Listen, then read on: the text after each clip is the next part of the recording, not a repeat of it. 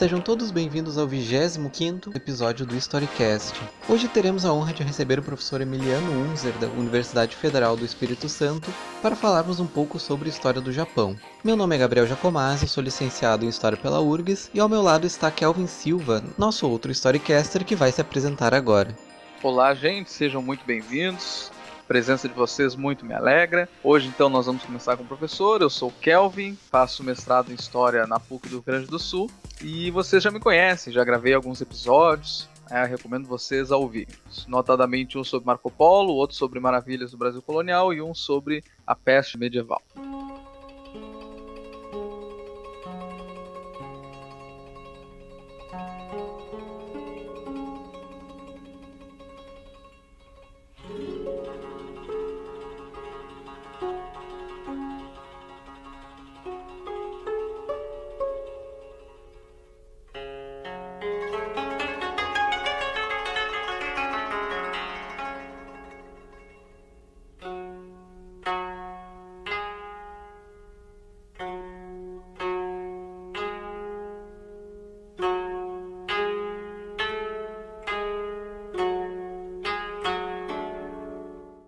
Boa noite, meus caros.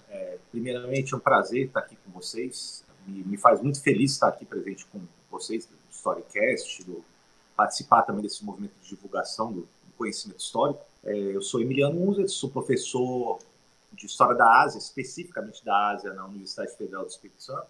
Já estou há 7 anos pesquisando na área de História Asiática e, nesse âmbito, tive um labirinto, um universo inteiro para descobrir, diante, primeiro, da poucas publicações na nossa língua, e segundo, também por falta de conhecimento e interesse. Então, aí eu tive que me desdobrar isso com o tempo, com diversas organização de aulas, slides, viagens eu faço. E, eventualmente, aí depois eu comecei, então, a escrever e publicar uma série de livros, e no caso aqui, que falaremos num período específico do Japão, também tem livros, depois eu posso indicar para vocês. E eu disponibilizo tudo no meu canal do YouTube, que é Emiliano Unzer. As aulas estão todas sendo gravadas lá, não somente do Japão. Tem China, Tibete, Coreia, Indonésia, que agora estou terminando, Camboja. Ano que vem eu vou começar a falar de Índia. Então, você tem um universo de aulas lá e vocês podem acessar, além da minha página do Instagram, que é História da Ásia. Vocês podem ir também acessar à vontade. Então, prazer enorme, e aí a gente vai começar aqui a refletir um pouco num período específico da história japonesa. Perfeito. Professor, eu agradeço também muito pela sua presença, muito nos alegra poder falar aqui sobre a história do Japão, um tema que absolutamente necessita, né, ser melhor conhecido no Brasil, não só pela comunidade dos historiadores, mas também, né, por quem não necessariamente é historiador. E eu quero iniciar perguntando, professor, o que levou o senhor a estudar a história do Japão e da Ásia, né, no geral, num país onde esse tipo de história, infelizmente, não é devidamente valorizado? Olha, na verdade, o desafio sempre me moveu, né? Minha trajetória acadêmica, ela sempre foi marcada por desafios. Eu sempre comi livro, por assim dizer, devoro livros desde criança. História sempre me fascinou. E eu já morei em alguns lugares do mundo, acompanhando meus pais na época da adolescência e infância, enfim. E aí eu acho que deve ter ampliado o meu horizonte do mundo, dos eventos, tive amigos de outros lugares do mundo, enfim. Mas aí eu cheguei e volto ao Brasil, depois eu estudo. Na minha graduação, eu sou graduado em Relações Internacionais pela UNB, né? Faz uns 20 anos atrás. E ali eu já estava querendo conhecer história, política de outros lugares do mundo, além da Europa, da América Latina, América do Norte, enfim. E não tinha nada, não tinha absolutamente nada. Não tinha professor, não tinha livro, não tinha absolutamente nada. E eu percebi isso também com os outros alunos, colegas meus na época em Brasília. Então eu já comecei a ir atrás por mim mesmo. No meu mestrado eu fiz no País de Gales, sobre o que a gente fala, política pós-colonial, e dentro de relações internacionais novamente. E aí eu comecei a entrar em outros livros e outras áreas do mundo. Porque ali eu comecei a estudar como é que é a questão do imperialismo do europeu na África e na Ásia. Então, já comecei a abrir a percepção dos debates dos professores lá no mestrado. E quando eu voltei aqui para o Brasil, eu fiz um doutorado na USP, na área de História. Eu entrei academicamente na área de História, apesar de estudar um pouco da religiosidade popular, e me deu instrumentos para entender religiosidade e cultura popular em outros lugares do mundo. E aí fui aprovado num concurso, de 2007, 2008, eu estou aqui na Federal do Espírito Santo, e aí eles entenderam por bem, foi uma felicidade, eles criaram uma disciplina obrigatória de História da Ásia para o curso de graduação aqui na Federal do Espírito Santo. E eu tive um desafio. Então, primeiramente, eu tinha escrito um pequeno manual para o pessoal de ensino à distância aqui no Espírito Santo, de História, e eu tinha que escrever o manual, não tinha absolutamente nada a respeito. E quando eu comecei a escrever esse manual, eu percebi que eu estava incorrendo o mesmo erro que muitos da história começam quando eles vão escrever e estudar a história. Porque eles acham que começa a história, a Ásia começa com Vasco da Gama em diante. Quando começa, por exemplo, com os holandeses, os britânicos, quando vão para a Índia ou Sudeste Asiático. E não é. Isso é um absurdo, né? Porque eles têm muita história antes, né? E isso é desconhecido do Ocidente. Então, era necessário começar a escrever. E quando eu comecei a pegar a disciplina, ainda estava 8 anos atrás, lidando com essa questão de iniciar a narrativa com os europeus entrando no imperialismo na Ásia, mas isso é muito recente. Você tem todos os elementos anteriores que te dão um contexto melhor para você entender a história no Japão, na China, na Coreia, na Índia, Sudeste Asiático e por assim vai, né? Então, ali eu comecei a ver que eu tinha que começar a escrever, porque não tinha. E os alunos, eles ficavam assim, olha, mas o que acontece antes? Então, foi uma tarefa enorme que eu tive que começar a fazer, tanto que durou 7 anos isso. E eu comecei a produzir, escrever. E isso começou a melhorar a minha sensibilidade histórica. Comecei a perceber as coisas, como é que elas começam a se relacionar com o tempo. Uma cultura budista mahayana, com o tantrismo, com a chegada primeiro do hinduísmo em Bali, depois da islamização no arquipélago indonésio, e por assim vai. Isso que é o bonito da história, né? A história, ela é... quanto mais você vai lendo ao longo dos anos, você vai acumulando. Isso te dá uma bagagem que depois permite você já começar a entender melhor a complexidade do que até boa parte, pelo menos no meio acadêmico do Ocidente, é muito ignorada a parte da história asiática. Então, isso foi um empreendimento praticamente individual, praticamente artesanal, que eu comecei a fazer. Agora, esse ano está sendo o período que eu estou produzindo.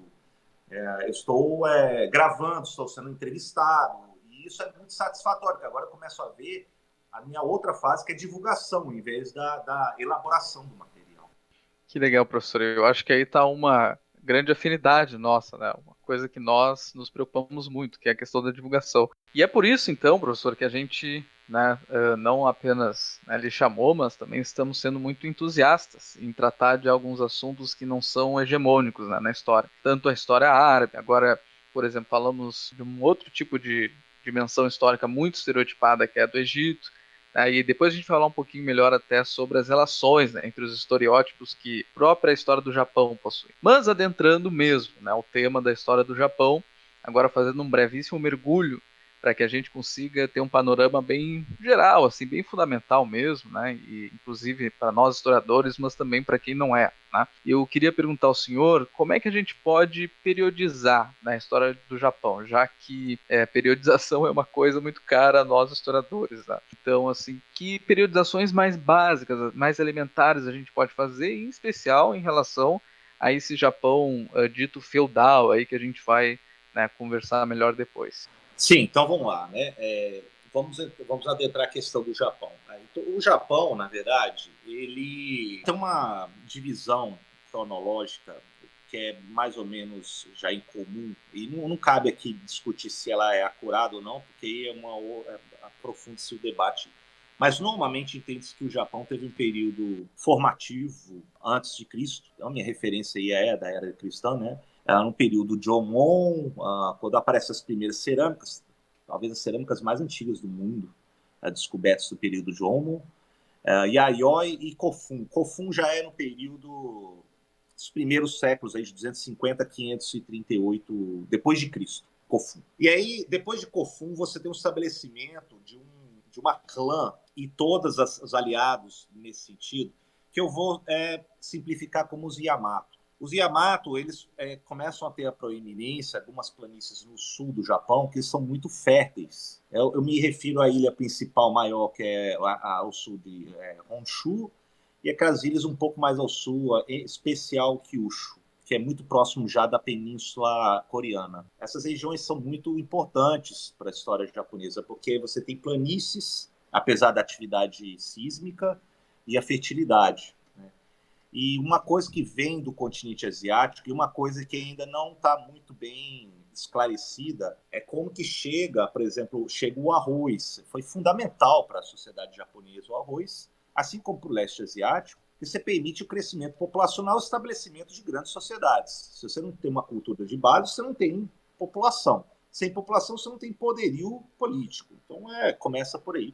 Isso já vem no período Kofun e Yayoi, até anterior. E aí você entra no período clássico, que é o período já de 538 em diante, até mais ou menos 710, quando tem o período Nara. O período Nara, que é anterior ao Heian, ele de 710 a 794 é quando você tem o estabelecimento de uma capital em Nara, você tem a entrada do budismo, muito via os coreanos, tá? A influência de reinos coreanos com o sul das ilhas japonesas é muito forte. Isso é uma coisa muito delicada, porque ainda existe alguns meios no Japão, no século XX foi muito forte, tentando achar uma história puramente nacional japonesa, através dos grandes épicos, que é o Kondiki, o Nihongi, que foram compilados no século VIII, narrando que, na verdade, as origens do Japão são origens mitológicas, descendem da Materaço, que tinha brigado com seu irmão Susanoo,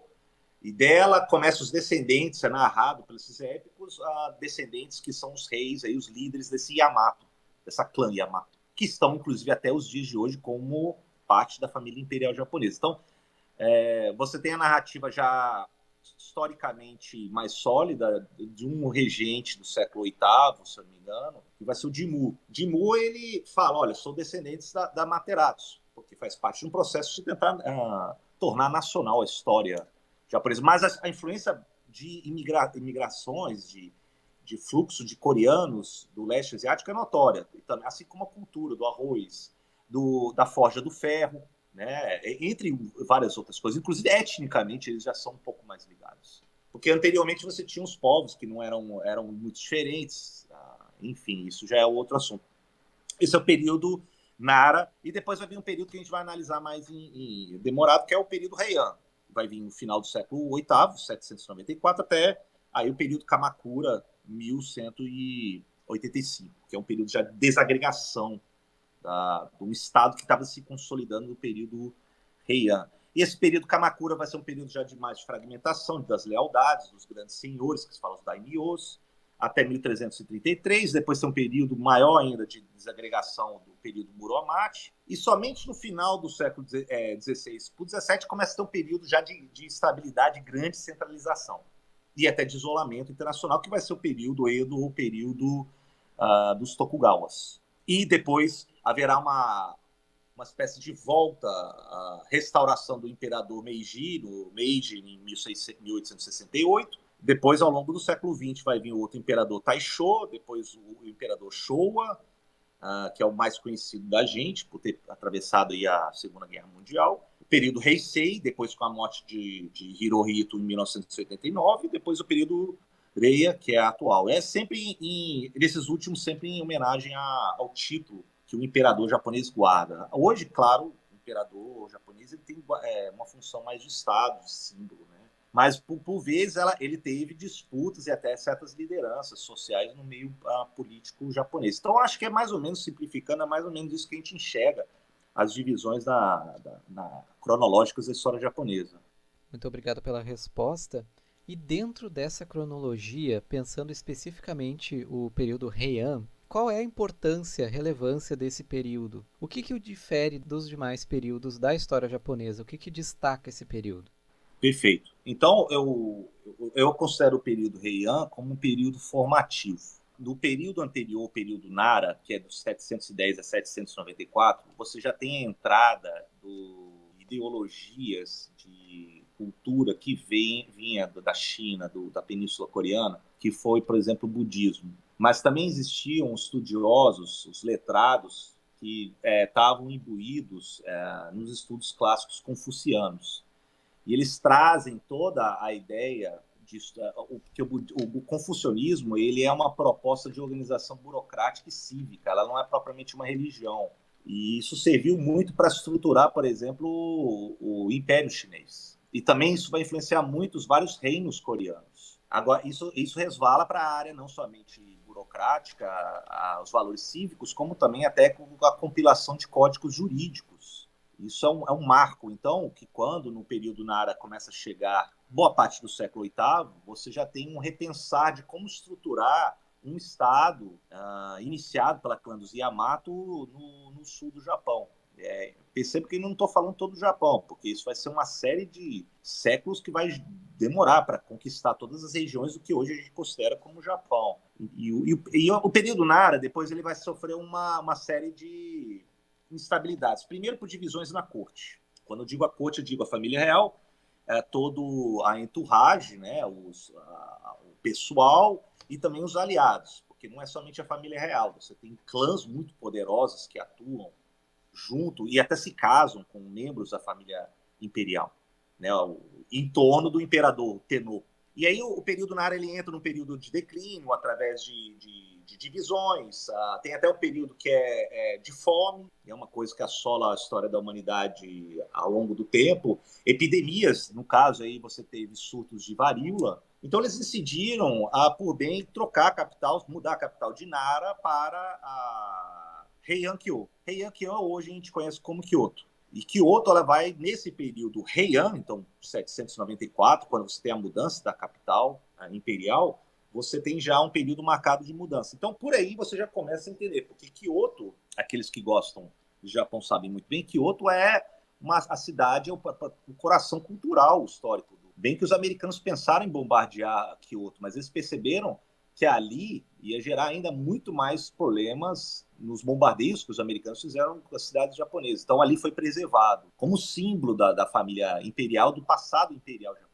Então, Kyoto ele se torna a capital imperial até 1800 na segunda metade do século XIX, que aí vai se transferir para Tóquio, né? Já aí você já tem um marco. Segundo, você tem o estabelecimento de uma estrutura administrativa iniciada em Nara e vai se consolidar no período Heian. Você tem, por exemplo, a organização de grandes posses de terra. E você coloca isso no âmbito administrativo e fiscal. Quanto que você vai conseguir arrecadar de uma propriedade e com quem que você vai lidar. Esses grandes lotes chamava shoei. E começam a aparecer aí, no período Heian, grandes latifundiários. É assim que ainda o Estado está. O Estado ele não está centralizado como vai acontecer no século XVII, XVIII, em boa parte da história, por exemplo, ocidental, e no século XIX em diante no Japão. Não, ali você ainda está trabalhando muito de aliados, de famílias latifundiárias que detêm a posse e têm um dever de entregar uma parte da produção e de lealdade política com a família imperial e os políticos, os aliados ali na capital imperial. Isso também é muito importante, porque isso depois vai gerar uma crise que vai fragmentar o Japão a partir do século XII em diante, né, que vai começar a ter o período Kamakura, que é o período de desagregação da autoridade centralizada. Nesse período Heian, também você tem entrada a expressão literária. Talvez essa seja a parte mais importante e linda do período Heian. É nesse período que começam a surgir grandes obras. Entre elas, primeiro tinha sido o Maniocho, que é a coleção das 10.000 folhas, que as primeiras obras de coleção de poemas. Muitos desses poemas, essas obras que aparecem nesse período, não são de letrados que estudam os clássicos confucianos, que é muito apreciado ainda, e também usam também a escrita chinesa nesse sentido. Mas são mais as mulheres da corte, e para elas era proibido ensinar como escrever o kanji, o clássico, em chinês clássicos, os ideogramas chineses, que eram necessários para se entender, aprofundar os estudos confucianos.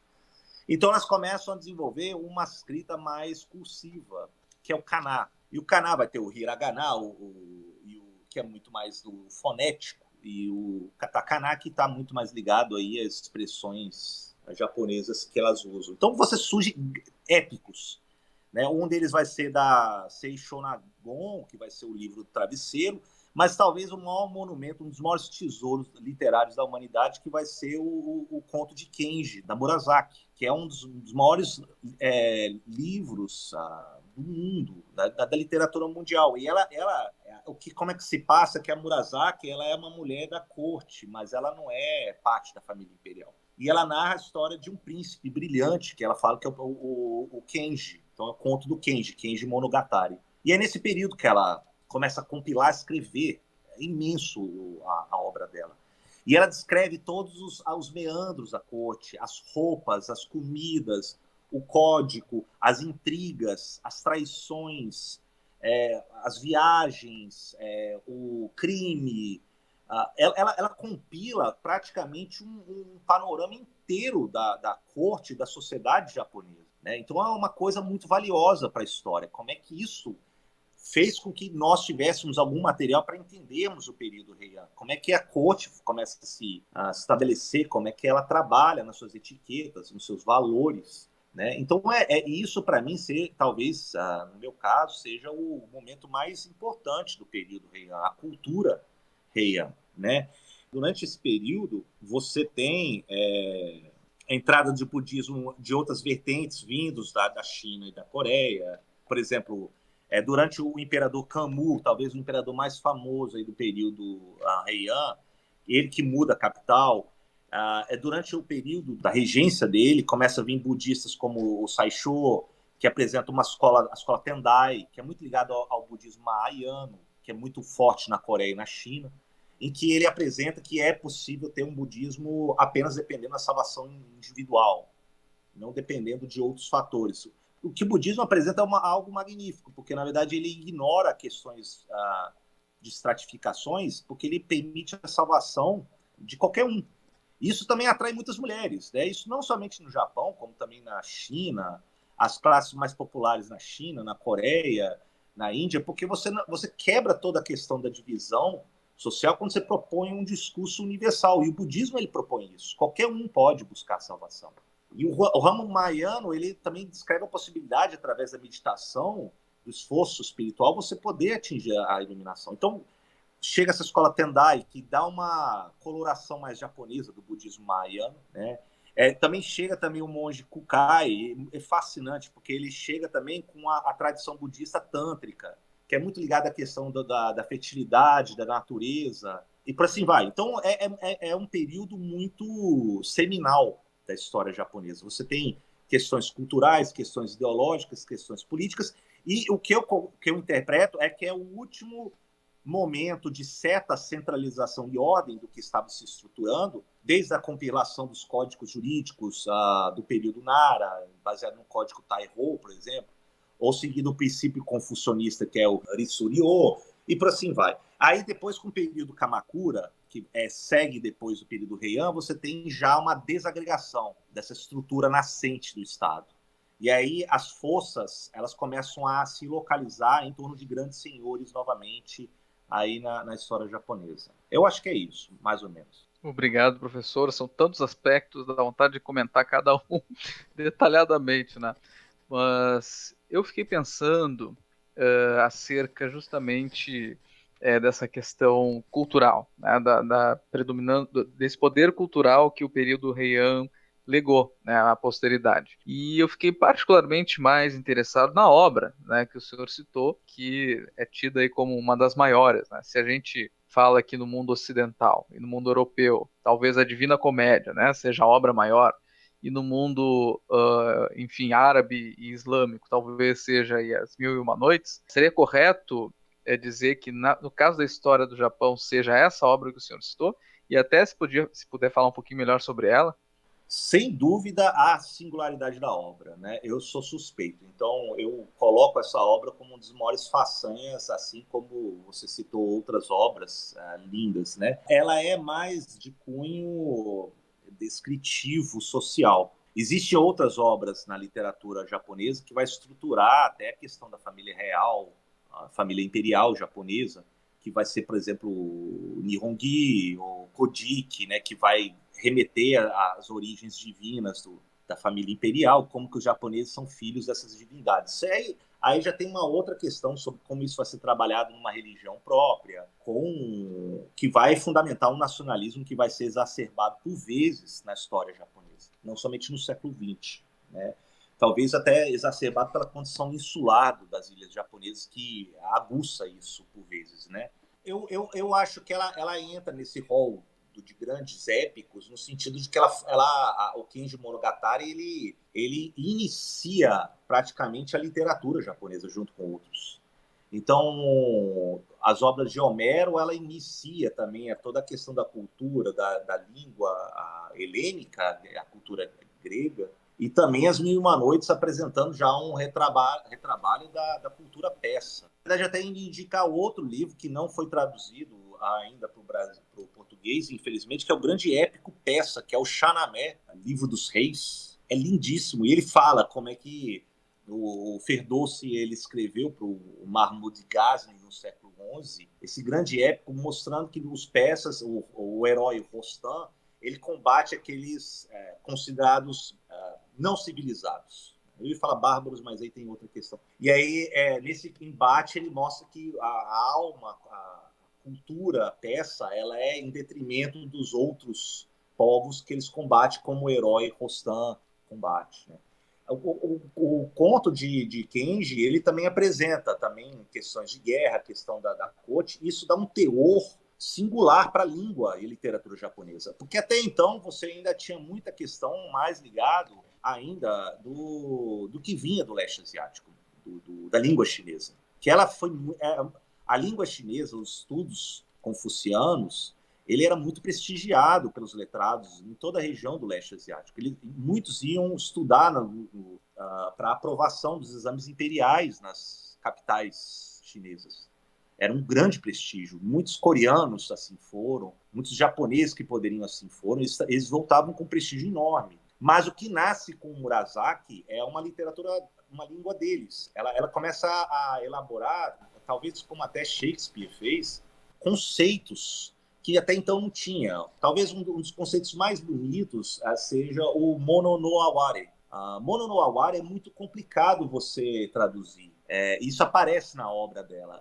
Mono no Aware é mais ou menos a beleza de algo impermanente. É algo que você aprecia a beleza, mas você sabe que aquilo é muito impermanente e vai passar. E ela traz aí até uma questão do budismo, né? O budismo ele fala da questão da impermanência, que tudo está em transformação.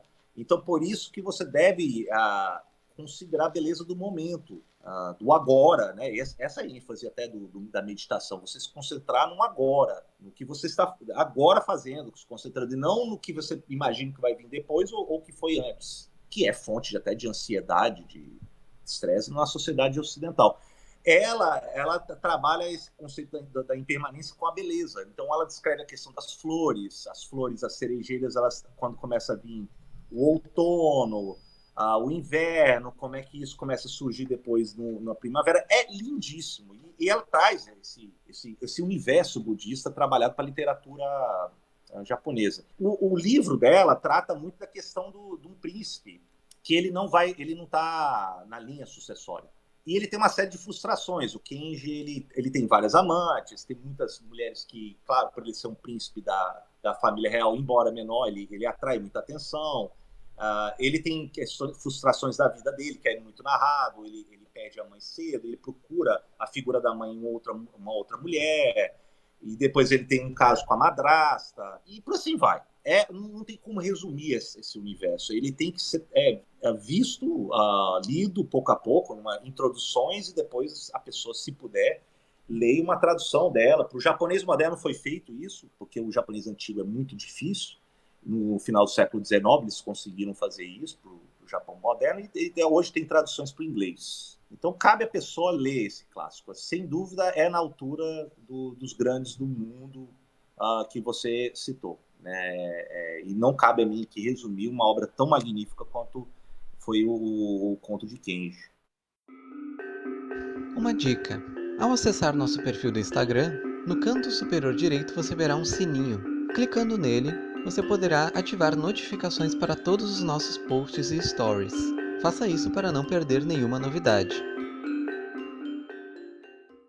Eu tô pensando aqui, talvez por outro lado, uma questão talvez um pouco mais conceitual, né? Eu tô pensando naquele momento que o senhor falou ali da questão da posse da terra, da formação de uma certa classe latifundiária, né, tributária do imperador nesse período. E isso inevitavelmente leva a pensar a questão, né, daquela ideia de feudalismo japonês, né, que muito se difundiu. Seria nesse período Heian que se desenvolve o que a historiografia ocidental chamou de feudalismo, ou seria posteriormente, quando há maior desagregação, fragmentação política? Indo por outro lado também, outra pergunta encaixando nessa, que paralelos que a gente pode fazer entre a Europa Ocidental, né, mais ou menos no período da Idade Média, e o Japão que justificam essa aproximação conceitual? E qual é o problema dessa, se a gente pode chamar assim, generalização de conceitos, né? Aplicar um conceito originariamente europeu no contexto japonês. Quais as implicações que isso origina? Essa questão sempre vinha à tona nas minhas aulas, e é natural que vinha essa curiosidade. Eu não gosto de comparar um conceito histórico com outro. Eu não gosto. Eu acho que você, nisso, ele pode até ter um propósito didático inicial de apontar semelhanças para uma certa compreensão da fragmentação das lealdades, que vai se dar muito acentuado depois de uma série de guerras entre os Tairas e os Minamotos, e vai resultar num período Kamakura. E é a ascensão de uma classe latifundiária, os daimyos, que vão começar a estruturar seu poder nessas grandes latifúndios, clãs, né? Mas eu não gosto de usar o conceito feudalismo para o Japão, não. Se for em termos didáticos iniciais, dependendo do quem você fala, isso é bom. Agora, no nível já para estudantes de história, ou mais público mais especializado, um pouco mais, você perde nisso, porque você vai começar a não enxergar as peculiaridades.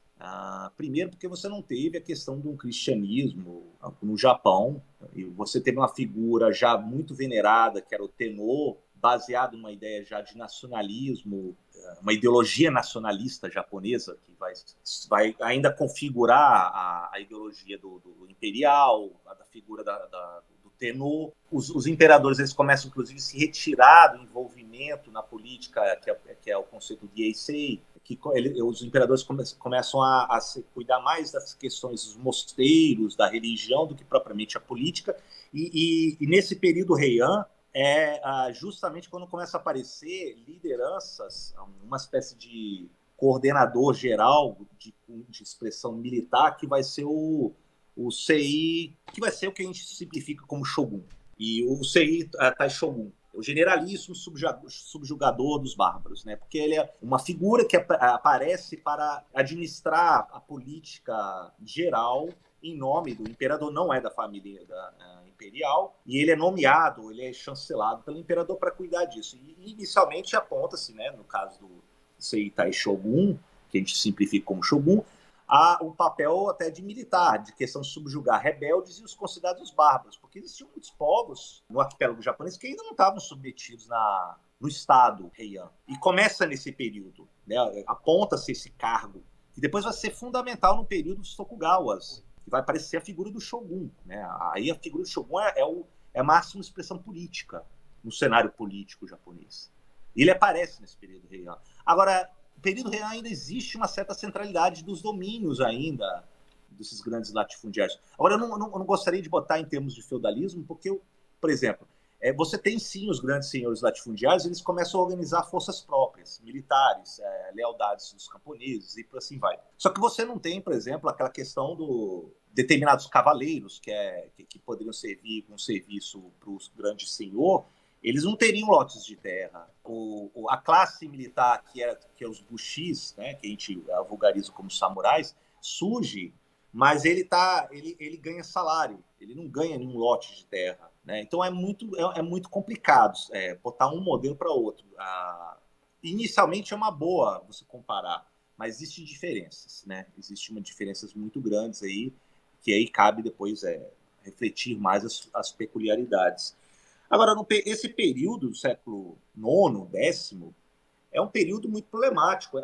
Eu acho que uma coisa que vai perfazer toda a história, a massa euroasiática, são a questão das pragas, as questões da fome Isso também gera consequências políticas históricas, né? Em desagregação, em revoltas. As grandes revoltas populares surgem também por causa de fome, por causa de epidemias, né? E isso tem papel desestruturador de uma unidade. Nesse período que você tem, por exemplo, aquilo que vai ser marcado muito na massa eurasiática vai ser povos das estepes asiáticas que vão buscar novas pastagens, e isso gera a migração de outros povos para as outras regiões, como foi, por exemplo, os hunos, depois outros povos que vão vir das estepes asiáticas, né? No Japão também, quando ocorre surtos de varíola, de praga ou de fome, também tem um efeito desagregador. Então, isso que eu enxergo alguns paralelos com outras partes do mundo. Mas estamos lidando ainda, nesse período em questão, de uma região que ainda não tinha muito contato com o Ocidente. Havia, sim, alguns relatos de alguns viajantes, de algumas moedas romanas sendo encontradas em determinadas regiões no leste asiático, tudo mais de intermediação comercial.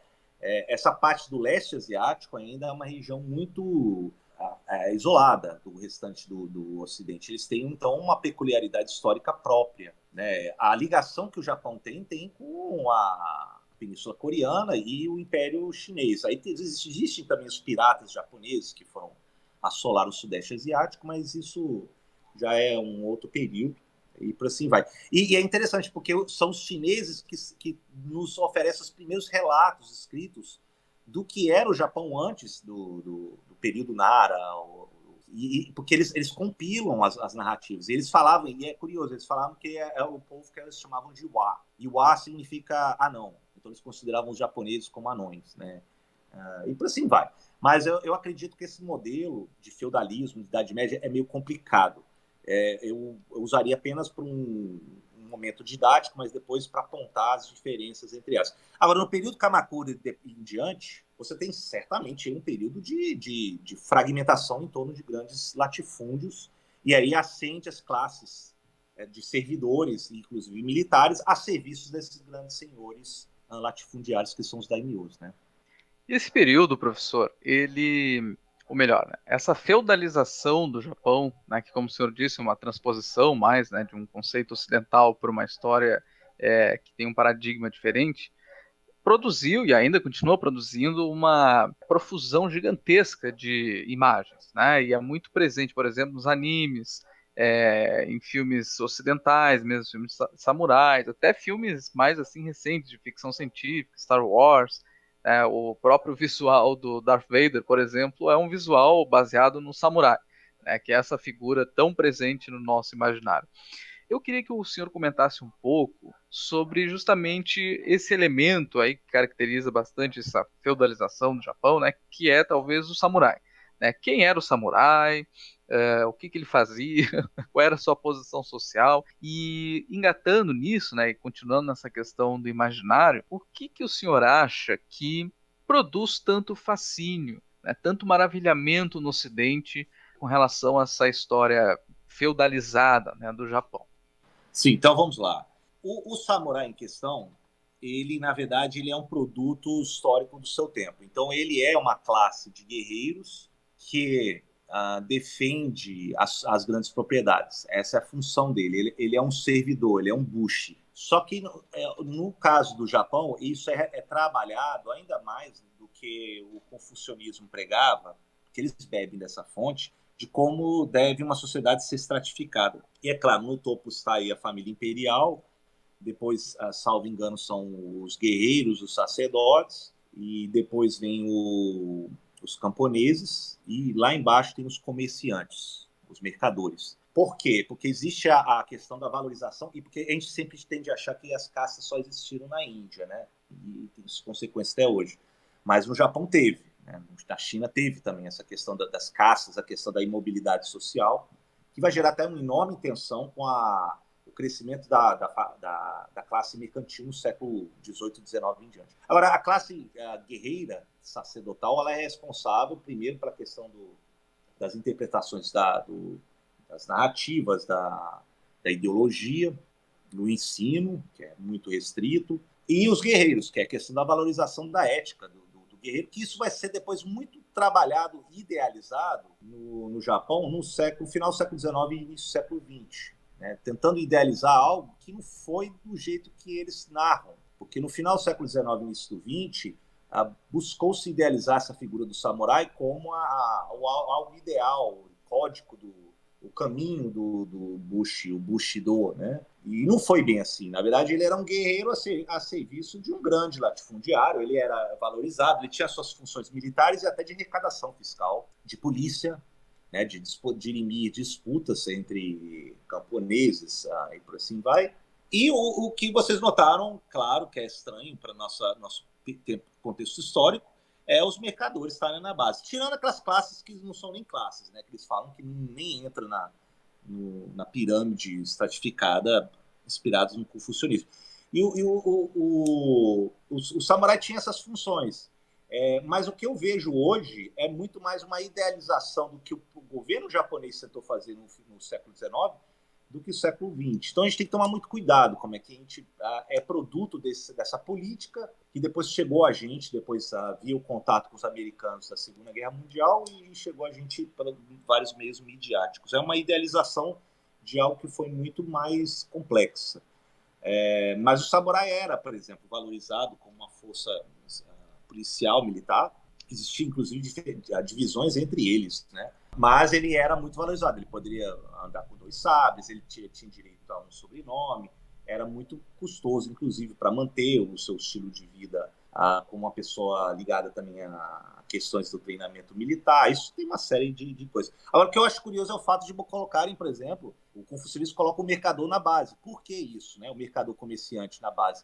Porque o Confúcio, nos estudos confucianos, eles indicam que o mercador, o comerciante, não produz nada. Ele vai intermediando algo, ele lucra em cima disso. Então, ele não produz. O artesão é mais valorizado do que o mercador. O mercador não, ele está na base, porque ele não considera que ele produz algo. E isso que eu acho interessante, que coisa que depois vai ter uma série de consequências, porque eles começam a enriquecer no século XVIII, XIX, e em detrimento da decadência da classe dos samurais, que vai começando a ficar cada vez mais ocioso no período Tokugawa em diante, século XVII em diante, né? Então, eu acho que é isso que eu poderia falar sobre os samurais.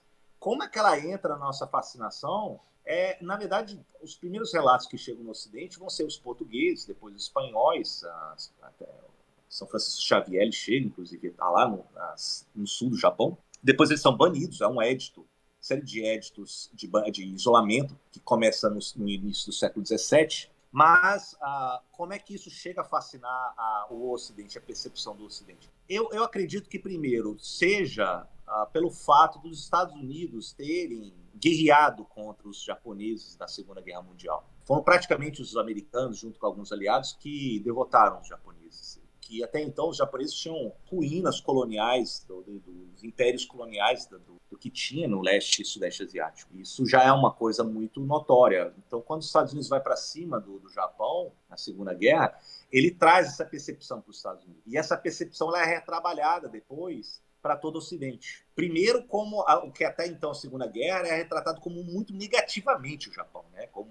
uma espécie de povo muito agressivo, muito fanático. E depois, quando os Estados Unidos derrota e praticamente o MacArthur ele praticamente escreve a Constituição japonesa na guerra, o Japão ele aparece como um mercado muito ligado ao mercado americano, um livre comércio, questão de baixas tarifas alfandegárias, e que dá um grande alento para a recuperação da economia japonesa, né? E os produtos japoneses, que são muito mais baratos, entram no mercado americano e ocidental. E nisso também começa a vir a tecnologia ocidental, começa a ser adaptado ao processo produtivo japonês, que começa a ficar muito mais eficaz. Eles depois desenvolvem uma linha de pesquisa completamente própria. A prosperidade da sociedade japonesa em 1960, 50 em diante, você começa a produzir, por exemplo, para televisão, coisas baseados, retrabalhados no japonês, os animes, a literatura, os mangás, seriados. Esses seriados chegam nos Estados Unidos e também chegam em outros lugares dos países ocidentais. Então, a gente está lidando com um produto da prosperidade pós-Segunda Guerra Mundial que chega no Ocidente. Então, a nossa percepção muito vem disso, né? de um viés que os japoneses, entrando no período pós-guerra, eles vão retrabalhar suas narrativas de uma maneira mais, nesse caso, pop, né? Da cultura de massa que eles começam a ter, e via os americanos. É interessante, porque hoje você tem uma consolidação disso, né? E agora está vindo uma outra questão que é dos coreanos e também da questão dos chineses e por assim vai. Mas eu ainda sou muito crítico com isso, porque ao mesmo tempo que ele apresenta a produção em massa desses países, quando ele lida com questões de lendas ou questões de história, a gente pode cair na armadilha da estereotipização, sabe, do samurai ou determinados eventos históricos. A gente tem que tomar muito cuidado com relação a isso. Mas sim, é assim que atinge a nossa percepção do Japão. E claro, isso certamente vai a nossa curiosidade, né? Uma sociedade muito distante, isolado, e depois ela começou a ter novamente um contato com o Ocidente. E não deixando de considerar também a grande migração japonesa que se dá na América Latina, no Brasil, nos Estados Unidos. A migração japonesa para os Estados Unidos era muito grande. O Havaí mesmo, que hoje é um estado americano, até o final do século XIX, você tinha grandes comunidades japonesas que viviam no Havaí, né? Inclusive até houve um plano imperial lá no final do século XIX, início do XX, do Havaí fazer parte do Império Japonês, mas isso depois, claro, isso foi mudado. Então, eu acho que é uma reflexão mais ou menos nesse sentido, né? Via os americanos, como é que eles entram no mercado ocidental com os meios de produção, e depois como é que isso vai ser alavancado via figuras do Karate Kid ou Godzilla e por assim vai, né? Agora, esse é o problema. Quando você tem essas percepções, você tem um esvaziamento da complexidade cultural japonesa, que é muito mais além disso, né? Siga o Storycast no Instagram e compartilhe nosso conteúdo nas suas redes sociais.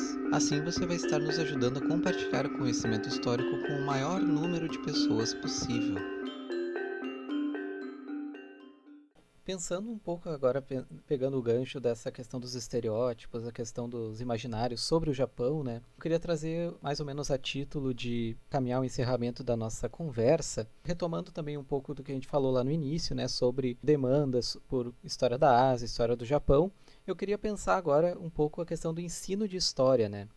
Os alunos, enfim, eles consomem muitas mídias que retratam o Japão de determinadas maneiras, né? Enfim, animes, mangás, desenhos, filmes. E na escola, pelo menos, nos currículos, eles geralmente não contemplam a história do Extremo Oriente, por assim dizer, a história da Ásia, a história do Japão. Como é que a gente pode remediar isso, né? Confrontar determinadas visões, construções sobre o Japão e inserir propriamente, né, a história do Japão nos currículos escolares que ainda estão muito engessados, muito focados na história da Europa, aquilo que o senhor colocou no começo, né, que geralmente a história da Ásia começa, né, na colonização, ou a história da África, ou mesmo a história da América, né, começa a ser trabalhada a partir da colonização europeia. Como é que a gente confronta isso em sala de aula, né, pensando no ensino de história? E inclusive, assim, fazendo um pequeno adendo, né, um apêndice à pergunta do Gabriel, que grandes benefícios, né, nós teríamos, enquanto brasileiros, em estudar, já no ensino básico, inclusive, né, a história do Japão?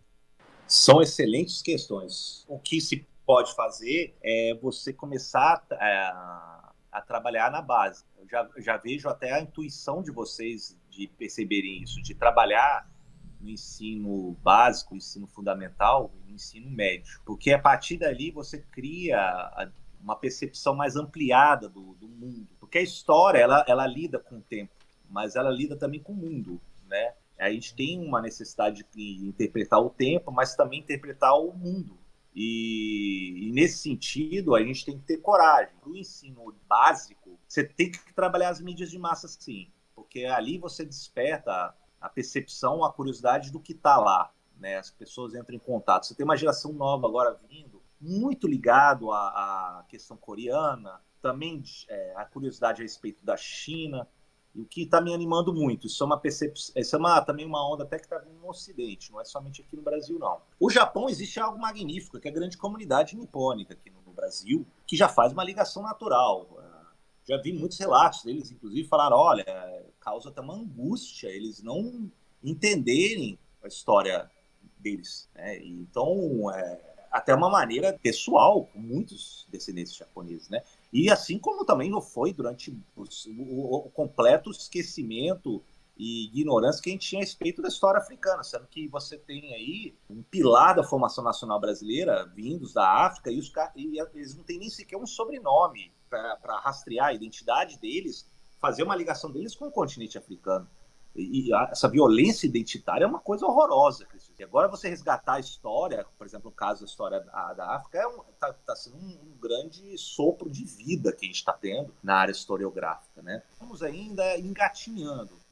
No nível de graduação, eu vejo muitos agora trabalhando. Existe o simpósio anual de História Oriental, que é trabalhado, até organizado pelo grande sinólogo brasileiro, o André Bueno, e ali permite é um evento online, é de graça, qualquer um pode ir lá submeter o seu artigo e ali você percebe já a profusão de estudos que estão começando a surgir nas universidades, né? Vários aspectos, isso me anima muito, mas ainda estamos engatinhando, tá? Você tem que, como é que você muda isso? Você tem que produzir material escrito, material gravado, material de divulgação, como estamos também aqui envolvidos, e também atentar para a base. Isso pode eventualmente vir uma forma de lei, não sei, mas que certamente precisa de uma reforma curricular na área de história para atender isso. Não tem como você ignorar mais uma coisa que é muito perigosa, porque à medida que você tira a compreensão de uma história, de uma cultura que é ignorada, você, na verdade, a gente está praticamente lidando com um ensino muito eurocentrado. E isso é perigosíssimo, porque você, na verdade, está começando a cair numa narrativa que a única referência que a gente tem é a Europa ou os Estados Unidos. A gente não pode ficar refém disso, porque a gente tem que sair desse sono, desse torpor que parece que ainda cheira àquelas questões do imperialismo, do colonialismo do século XIX. De falar, olha, aquilo não se estuda, você estuda apenas o que é de valor, que é a civilização, que é a Europa, a América do Norte. A gente não pode fazer isso, né? Hoje em dia o mundo está muito mais diversificado, são outras línguas, outras culturas, e a gente tem que abrir esse olho, a gente tem que agir, né? O que me incomodava muito, primeiro, é até a questão do comodismo de muitos acadêmicos aqui no Brasil, no Ocidente, de ele comodamente ficar na área de pesquisa dele, e ele não quer ir nada além disso. Então ele vai reproduzindo algo que é tradicional, né? Segundo, que você também tem um lado da preguiça, da passividade de muitos alunos, que falam, olha, já que não tem nada, não tem aula, não tem professor, então também não vou querer saber. Então também existem os dois lados que atentam contra. Você tem que ter uma proatividade, uma coragem de enfrentar isso aí. Eu acho que nesses termos, talvez, com o tempo, vá começar a surgir mais cadeiras de história da Ásia, uma nova geração de professores, que isso vai ainda demandar alguns anos, mas está mudando. Eu tenho muito contato com sinólogos, muita gente que lida com a China mesmo, porque é uma evidência em si, a economia e o comércio que o Brasil faz com a China, e cabe a gente a responsabilidade de adequar isso, estudar a cultura deles e ensinar a cultura, a história desses países, que são magníficos, né? Eu acho que é isso que eu gostaria de refletir junto com vocês no final. Professor Emiliano, agradecemos profundamente sua presença. A gente fica muito, muito feliz de trazer justamente essas histórias não eurocêntricas, não hegemônicas, que precisam, né, cada vez mais serem reconhecidas por todas as nações aí que o senhor nos disse, e que certamente, eu acredito que com o esforço de cada um de nós, o futuro aí nos espera, né, nos aguarda. Então, antes de encerrar mesmo, eu gostaria de pedir para o senhor, então, né, fazer as suas considerações finais aí. Eu falei até parecendo como se fosse um debate, né, político, essas considerações finais. E também falar um pouquinho sobre os livros, né, que o senhor escreveu e que com certeza seria interessante para o público saber onde encontrar, né, onde é que, inclusive, vários já estão na minha lista da Amazon, e enfim. Obrigado, meus queridos. Obrigado, Kelvin. Obrigado, Gabriel, pela oportunidade. Fico muito feliz em participar junto com vocês nesse empreendimento de tentar divulgar o conhecimento de maneira irrestrita e pública. Eu sempre achei que é através da educação, da divulgação, que você transforma uma sociedade. E a gente tá fazendo parte desse empreendimento. Eu, assim como vocês, eu tenho uma página no Instagram que se chama História da Ásia. Vocês podem ir lá. O meu canal do YouTube, eu estou investindo até mais energia no canal do YouTube, porque eu estou gravando muitas aulas sobre várias regiões da Ásia. Tem muitas, são mais de 100 aulas que está lá gravado. Vocês podem assistir, todos podem assistir no meu canal. O canal você encontra pelo meu nome, que é Emiliano Unzer, né? UNZER, e ali você vai ter muitas aulas para vocês assistirem de maneira gratuita. Se vocês quiserem se inscrever, pode se inscrever, etc. Eu faço divulgação das aulas, que eu gravo com muito carinho, preparo os slides e jogo ali no meu canal do YouTube. Os livros, que foram produtos de 7 anos de pesquisa, eu fui colocando nos anos anteriores tudo à venda pela Amazon, que foi a maneira mais rápida de eu achar a divulgação, e vocês encontram eles. Então, por exemplo, a História do Japão, em questão, está à venda lá na Amazon. Você põe Emiliano Unzer ou Emiliano Unzer Macedo, porque está lá, História do Japão, uma introdução. Tem vários livros lá, tá? Mas, inclusive, História da China, da Índia, da Coreia, que é a Montanha Russo, Reis, Templos e Males, que é uma história do Sudeste Asiático. Tem uma história do Tibete. Eu sou absolutamente fascinado pela história e cultura tibetana. E aí eu conjuguei tudo isso, espremi num livro só, que chama História da Ásia. Então vocês botarem lá História da Ásia, Emiliano Unzer, vocês vão ter ali acesso à venda. A Amazon tem algumas peculiaridades, mas a versão digital eu coloquei no preço mínimo. Eu não tô ganhando dinheiro com isso, né? Isso nem me interessa, né? Agora, a parte impressa é um pouco mais cara.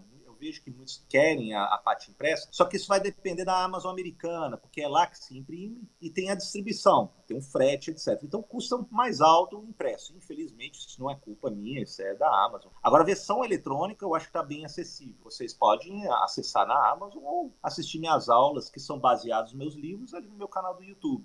E aí, claro, estou sempre aberto aí a vocês e a quem queira tirar dúvida comigo por esses canais, tá bom? Mais uma vez, muito obrigado pelo convite e estou muito feliz aqui estar com vocês. Obrigado, professor. Ficamos muito felizes também. Ano que vem eu já deixo aqui o convite para que a gente possa, né, tratar de mais assuntos, porque há uma profusão gigantesca, né, de temas que a gente quer muito abordar aí sobre a história da Ásia. Então, gente, agradeço a todas e todos que ouviram até aqui. No próximo episódio do Storycast, a gente vai entrevistar a professora doutora Franci Rose, ela que é antropóloga da USP e que vai falar conosco justamente sobre a mulher no mundo islâmico. Então, agradeço a presença de todos e nos vemos no próximo episódio. Até mais!